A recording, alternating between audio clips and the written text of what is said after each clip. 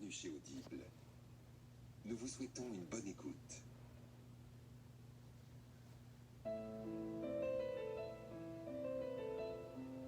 Audiolib présente Les 7 habitudes de ceux qui réalisent tout ce qu'ils entreprennent. De Stephen R. Covey. Lu par Benoît Grignot. À mes collègues.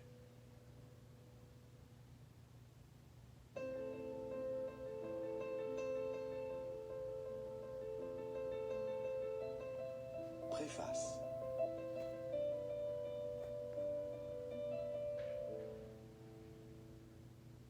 Depuis la première édition des 7 habitudes de ceux qui réalisent tout ce qu'ils entreprennent, le monde a connu de spectaculaires transformations.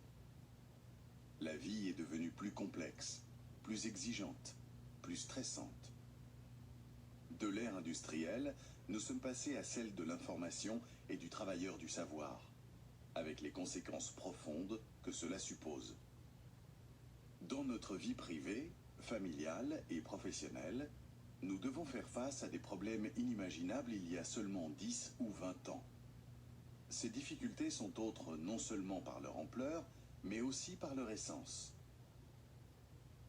Ces bouleversements de la société et ceux qui s'annoncent sur des marchés internationaux transformés par l'informatique soulèvent une question primordiale que l'on me pose souvent. Les 7 habitudes sont-elles toujours d'actualité? Et qu'en sera-t-il dans 10, 20, 50 ou 100 ans? Ma réponse: plus les changements sont radicaux et difficiles à affronter, et plus ces attitudes se justifient. Pourquoi? Parce que nos problèmes et nos soucis, qui sont universels et ne cessent de s'accentuer, trouvent et trouveront toujours leur remède dans des principes universels, qui au sein de toute société durablement florissante vont de soi depuis la nuit des temps. Je ne saurais m'en arroger la paternité, je les ai seulement identifiés et classés. Voici l'un des enseignements les plus profonds que m'ait apporté l'existence. Qui veut réaliser ses aspirations les plus élevées, relever les défis les plus ardus, doit découvrir et mettre en application le principe ou loi naturelle qui gouverne ses objectifs. La façon d'y parvenir varie amplement en fonction des qualités de l'individu et de sa créativité. Mais en fin de compte, le succès de nos efforts dépend toujours d'une concordance entre nos actes et ce principe. De nombreuses personnes ont un point de vue contraire, au moins inconsciemment. En fait, les modes de pensée et les pratiques en cours dans notre culture populaire s'avèrent de plus en plus souvent en nette opposition avec des solutions nourries de principes. J'illustrerai cette divergence par quelques comportements courants. Peur et insécurité. Un sentiment de crainte se généralise aujourd'hui. Les gens ont peur de l'avenir. Dans le monde du travail, ils se sentent vulnérables, angoissés à l'idée de perdre leur emploi et les moyens de subvenir aux besoins de leur famille. C'est pourquoi ils se résignent à une existence dépourvue de risques, dépendante vis-à-vis d'autrui, dans le cadre professionnel comme privé. Dans notre culture, la norme consiste à réagir à ce problème en gagnant toujours plus d'indépendance. Je vais m'occuper de moi et de ce qui m'importe. Je ferai mon boulot et je le ferai bien. Mais mes véritables satisfactions, je les trouverai ailleurs. L'indépendance représente une valeur et une finalité importante, voire vitale. L'ennui, c'est que la réalité qui nous entoure est de nature interdépendante et que nos réussites les plus marquantes exigent une aptitude à l'interdépendance bien supérieure à nos capacités actuelles. Tout de suite. Je veux de l'argent. Je veux une grande maison, une belle voiture et de multiples distractions. Je veux tout cela et je le mérite. Certes, la culture de la carte de crédit permet aujourd'hui de posséder avant de payer. Mais les réalités économiques reviennent bientôt en force, nous rappelant parfois dans la douleur que notre train de vie ne saurait excéder notre capacité de production. L'attitude contraire n'est pas soutenable dans le temps. L'intérêt individuel pose d'implacables exigences. Même en travaillant dur, on n'y arrive pas. En raison de l'étourdissante rapidité des progrès techniques et de la concurrence croissante favorisée par la mondialisation, il n'est plus possible de se contenter d'un bagage définitivement acquis. Nous sommes dans l'obligation d'acquérir de nouvelles connaissances, de nous réinventer sans cesse. Pour rester dans la course, nous devons élever et aiguiser notre esprit, investir dans le développement de nos compétences. Nos employeurs nous demandent des résultats à juste titre. Face à une âpre concurrence, c'est une question de survie. La nécessité de produire aujourd'hui est la réalité d'aujourd'hui. Elle répond aux exigences du capital. Mais le véritable mantra de la réussite, c'est la croissance durable. Il ne suffit pas d'atteindre ses objectifs trimestriels. Encore faut-il réaliser les investissements nécessaires pour y parvenir toujours, dans 1 an, dans 5 ans, dans 10 ans. Notre culture, en chœur avec Wall Street, réclame à grands cris des résultats immédiats. Mais nous ne pouvons échapper au principe qui nous dicte de trouver l'équilibre entre cette exigence et les indispensables aptitudes à acquérir pour assurer nos succès de demain. Cela se vérifie aussi pour ce qui concerne notre santé, notre couple, nos rapports familiaux et sociaux. Rejet des responsabilités et victimisation. En cas de difficulté, il est facile de pointer un doigt accusateur. Notre société a acquis un goût immodéré pour le rôle de victime. Ah, si ce crétin de directeur n'était pas toujours sur mon dos. Ah, si les collègues ne semaient pas systématiquement la pagaille dans les commandes. Ah, si notre secteur d'activité n'était pas en plein marasme. Ah, si les gens étaient moins feignants, plus motivés. Ah, si j'étais né dans un milieu plus favorisé. Ah, si j'habitais un quartier moins pourri. Ah, si mon père ne m'avait pas transmis son caractère de cochon. Ah, si mes enfants étaient moins indisciplinés. Ah, si ma femme se montrait plus compréhensive. C'est toujours la faute des autres. Rejeter systématiquement les torts sur autrui ou sur autre chose pour expliquer ces difficultés est entré dans la norme. Tout en nous procurant un soulagement momentané, cela a aussi pour effet de nous enchaîner à ces problèmes. Présentez-moi quelqu'un d'assez humble pour reconnaître sa part de responsabilité dans ces causes de tracas et d'assez courageux pour prendre toute initiative créatrice lui permettant de surmonter ou de contourner ces difficultés. Et je vous montrerai le pouvoir suprême que nous procure l'exercice du choix. Perte d'espoir. Le rejet des responsabilités engendre cynisme et fatalisme. Lorsque, convaincus d'être victimes du sort, nous nous laissons aller au déterminisme, nous perdons toute motivation, tout espoir, pour nous installer dans un immobilisme résigné. Je ne suis qu'un pion, un pantin, un rouage impuissant. Tout ce que je peux faire, c'est obéir. Nombre d'individus, pourtant brillants, éprouvent ce sentiment, ainsi que le découragement et la dépression qui s'ensuivent. La culture populaire y répond par une réaction de survie, le cynisme. Réduisons nos attentes au point de n'être plus déçus par rien, ni par personne. S'y oppose un principe d'espoir et de progrès, vérifié depuis toujours, qui nous amène à cette découverte: la force créative qui dirige mon existence, c'est moi. Déséquilibre vie professionnelle, vie privée. À l'ère du téléphone mobile, nous subissons un mode de vie épuisant, toujours plus complexe. Nous avons beau nous efforcer d'améliorer sans cesse notre efficacité grâce aux merveilles de la technologie moderne, de gérer notre temps, de faire plus, d'être plus. Nous nous voyons submergés par une masse d'infinies petitesses. Pourquoi laissons-nous passer derrière nos obligations professionnelles nos proches, notre santé, notre éthique et bien d'autres choses qui nous importent au premier chef? Ce n'est pas le travail qui est en cause, car il représente la courroie d'entraînement de notre existence. Ce n'est pas non plus la complexité de notre environnement, ni ses transformations. Le problème, c'est que notre culture moderne nous déclare: arrive à l'aube au bureau, quitte-le à des heures impossibles, sois plus efficace. Fais le deuil de tout ce que tu sacrifies.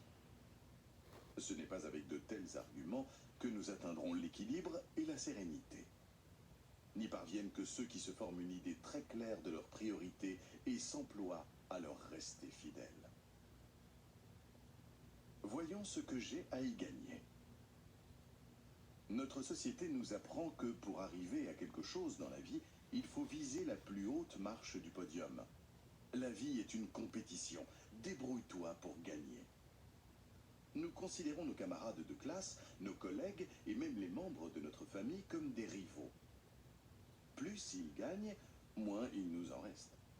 Soucieux d'apparence magnanime, nous nous réjouissons de leur réussite, bien entendu. Mais dans notre fort intérieur, combien d'entre nous n'enragent-ils pas au succès des autres?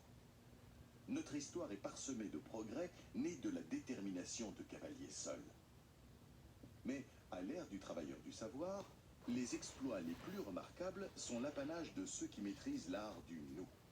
La véritable grandeur ne peut désormais résulter que d'une coopération altruiste et sans réserve, dans un respect mutuel et pour le bien de tous. Soif de compréhension. L'être humain éprouve peu de nécessité aussi aiguë que celle d'être compris. Il nous importe de faire entendre notre voix, de faire respecter et apprécier nos opinions, de savoir que nous exerçons une influence. On croit en général que l'influence est une question de communication, qu'elle consiste à s'exprimer de façon claire et persuasive. En y réfléchissant, ne constatez-vous pas que pendant que vos interlocuteurs vous parlent, il vous arrive souvent de préparer votre réponse, au lieu de les écouter? La véritable influence commence lorsque l'autre sent que ses paroles vous pénètrent, qu'il arrive à se faire comprendre de vous, que vous lui prêtez une oreille sincère et attentive, et que vous acceptez son point de vue. Mais la plupart des gens sont émotionnellement trop vulnérables pour écouter vraiment, pour laisser leurs arguments en suspens et s'efforcer de comprendre l'autre avant de lui communiquer leurs idées. Notre culture revendique, voire exige, le droit à la compréhension et à l'influence. Pourtant, le principe d'influence est régi par une compréhension réciproque, née de l'engagement d'au moins un des interlocuteurs à accorder d'abord une écoute authentique. Différence et conflit. Nous avons tant en commun. Et pourtant, nous sommes magnifiquement différents. Nous pensons différemment. Nos valeurs, nos motivations et nos objectifs divergent quand ils ne s'opposent pas radicalement. De ces différences surgissent naturellement des conflits. Notre société nous encourage à résoudre ces différences et conflits par l'adoption d'attitudes concurrentielles, visant à nous en sortir gagnants. L'art délicat du compromis, selon lequel chacun cède du terrain jusqu'à aboutir à une situation intermédiaire acceptable, produit d'excellents résultats. Mais aucune des parties en présence ne s'en trouve jamais totalement satisfaite. Les différences nous conduisent vers le plus petit commun dénominateur. Au lieu de ce gâchis, nous gagnerions tellement à laisser le principe de coopération créative nous guider vers des solutions encore plus bénéfiques pour chacun que ses revendications premières. Immobilisme personnel. La nature humaine présente 4 dimensions: corporelle, intellectuelle, affective et spirituelle. Comparons les 2 attitudes possibles vis-à-vis de chacune d'entre elles. Dimension corporelle. Tendance culturelle. Sans changer son mode de vie, répondre aux troubles de santé par des traitements médicamenteux ou chirurgicaux. Respect de principe.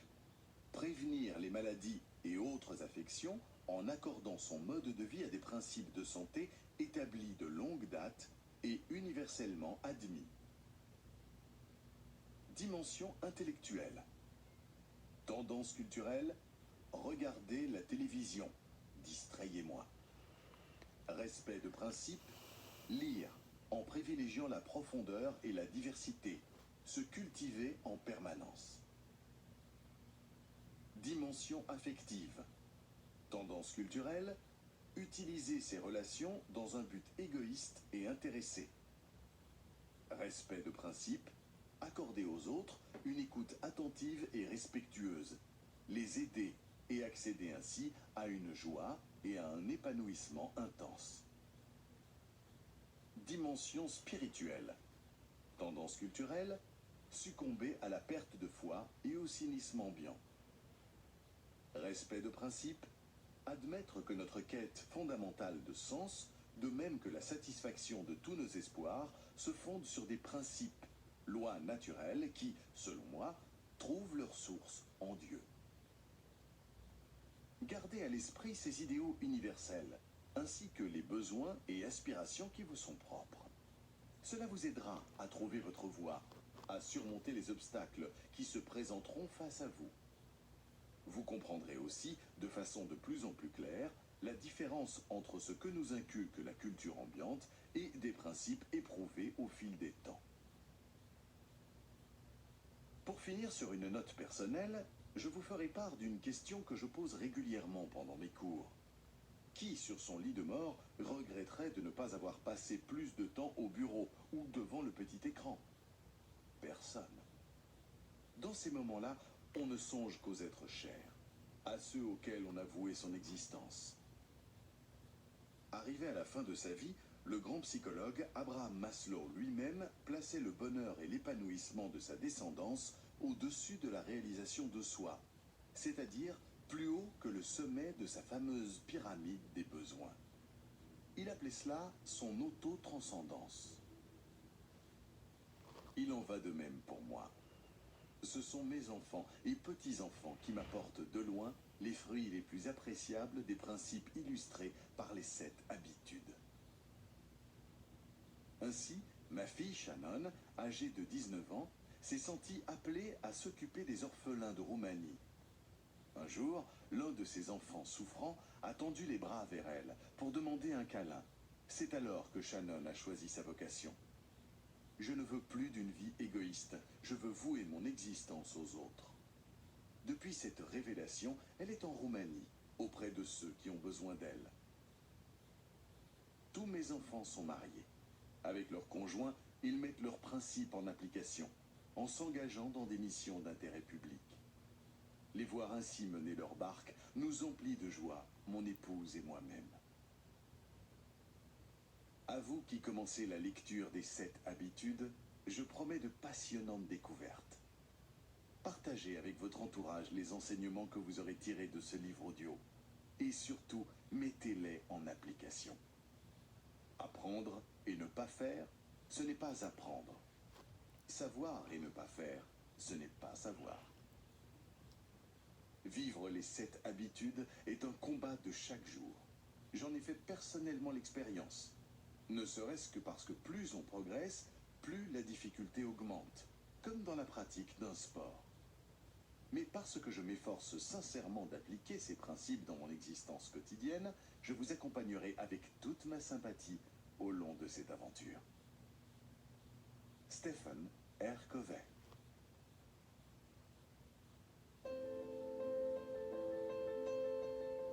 Avant-propos. À l'attention de mes lecteurs français.